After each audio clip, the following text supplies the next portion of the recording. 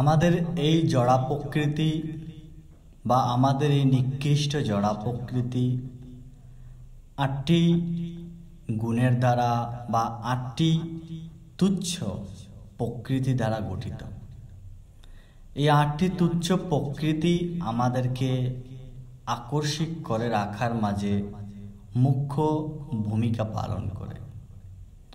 এই ৮টি প্রকৃতি দ্বারা এই জড় জগৎ গঠিত। গীতার ৭ম অধ্যায়ের ৪ নম্বর শ্লোকে বলা হয়েছে, ভূমির অপো নলো বায়ু খং মনো বুদ্ধিরেবচ অহংকার ইতি অঙ্গমে ভিন্না প্রকৃতিরষ্টদা।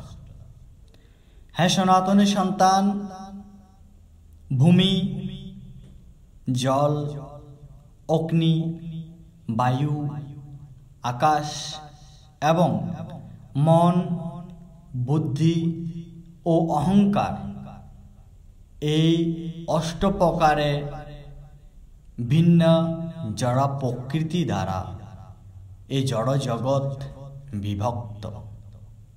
হ্যাঁ সনাতনী সন্তান, এই জড় জগতের চেয়েও উত্তম জগৎ রয়েছে। পরবর্তী শ্লোকে শুনবেন।